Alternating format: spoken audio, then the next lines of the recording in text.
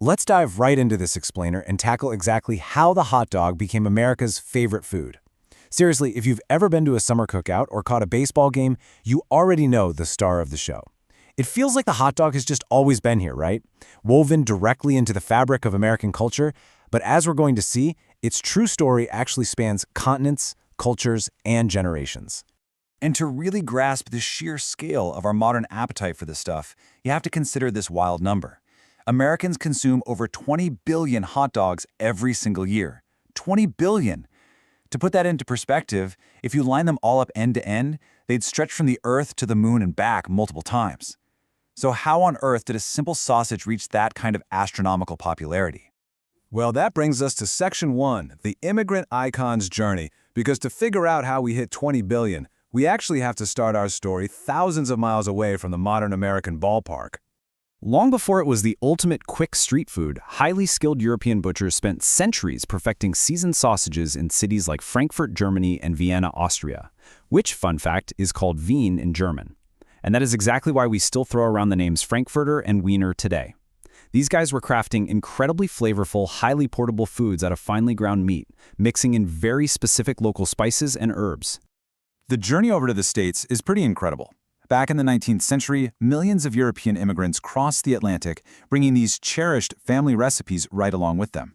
Fast forward a bit to the early 1900s, and you've got vendors pushing small carts through crowded, bustling American industrial cities.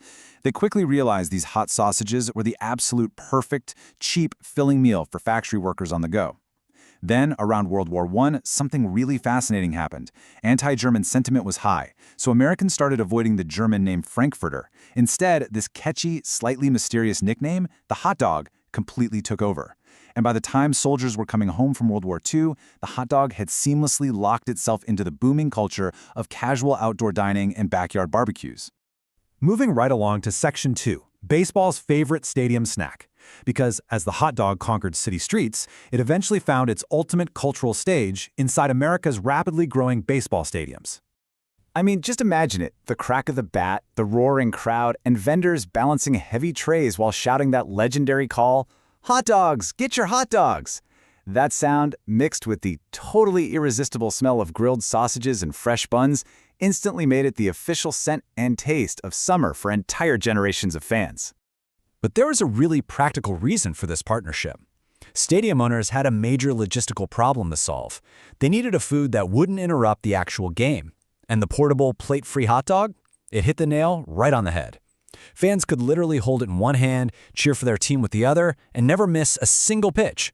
Baseball and hot dogs just became entirely inseparable.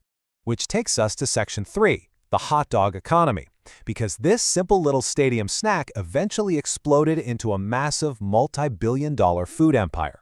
You had all these different brands fighting fiercely for a piece of America's appetite, and they used wildly different strategies to do it. Take Nathan's Famous.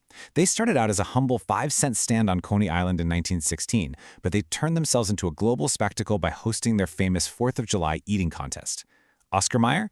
They completely bypassed the contest scene and went straight for families, using incredibly catchy jingles and, of course, the iconic Wienermobile. Meanwhile, Hebrew National carved out this really loyal market by focusing on premium, all-beef quality with super strict standards. Then, in modern retail, you got Costco, who famously locked in that cheap hot dog and soda combo, building total cult-like loyalty as a result. And let's not forget Vienna Beef, which has been the authentic, rock-solid foundation for Chicago's local stand since way back in 1893. Every single one of these brands found their own unique way to cement their legacy. And building right on top of that commercial success, we have National Hot Dog Day. It is absolutely no coincidence that we celebrate this in July. The industry, specifically the National Hot Dog and Sausage Council, designed this holiday as a brilliant marketing strategy. It's meant to capitalize on the absolute peak of baseball season, summer barbecues, and Independence Day all at once.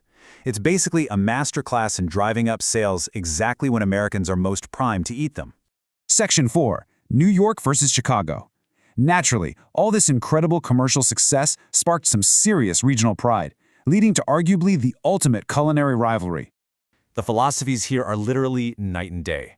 New York celebrates total simplicity. We're talking yellow mustard, some sauerkraut, or maybe a spiced tomato onion sauce. The whole goal is just to let the flavor of the actual sausage shine. Chicago, on the other hand, was born out of the Great Depression's need for a really filling meal, so they go for pure abundance. They pile all beef dogs high with mustard, green relish, onions, tomatoes, a pickle spear, sport peppers, and celery salt on a poppy seed bun.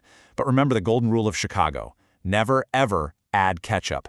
Locals will tell you the sweetness completely ruins the delicate balance of everything else going on there. Section 5. Global hot dog variations. Because while New York and Chicago were busy battling it out over mustard and relish, the rest of the world was quietly reinventing the hot dog entirely. It's amazing to see how this one basic concept adapted to local tastes worldwide. Over in Japan, you'll find them topped with cabbage, seaweed flakes, and teriyaki sauce. Down in Brazil, they loaded up so heavily with mashed potatoes, corn, peas, and cheese that you literally need both hands just to hold the thing. South Korea turned it into this massive viral sensation, where it's batter-dipped, deep-fried, and coated in sugar and ramen crumbs.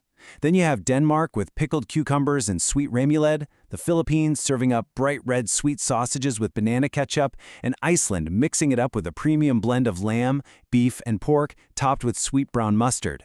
It really proves the hot dog isn't just an American thing anymore. It's a total global canvas. Section 6. Myths, Meat, and Reality. Naturally, with global fame comes some intense scrutiny. So let's objectively look at what actually goes into this food and clear up a few of those persistent rumors. To bust the whole mystery meat myth once and for all, the actual manufacturing process is highly industrialized, sure, but it's remarkably straightforward. They start with standard cuts of meat, beef, pork, chicken, or turkey, and grind it down into a smooth paste. Then they blend in everyday seasonings like salt, garlic, paprika, and pepper. Stuff it into casings and cook it. That's really the whole shebang. So instead of being made of whatever leftover scraps people whisper about in urban legends, commercial hot dogs in the U.S. are actually heavily regulated. Government inspectors are in those plants strictly monitoring for sanitation, and companies are legally bound to accurately label every single ingredient on the packaging. You always know what you're getting. And looking impartially at the health side of things, experts do acknowledge that hot dogs are a fantastic source of quick, convenient protein and energy. But because they're often high in sodium, saturated fat, and preservatives, the standard medical advice is exactly what you'd expect. Just enjoy processed meats in moderation as part of a balanced diet. So after tracing its epic journey from a 19th century German butcher shop across the Atlantic on push carts, right into the heart of the American ballpark and out into the wider world as a cultural icon, I want to leave you with a thought for your next summer cookout. The next time you grab a hot dog, are you just eating a quick snack? Or are you actually taking a bite out of a truly fascinating piece of edible history?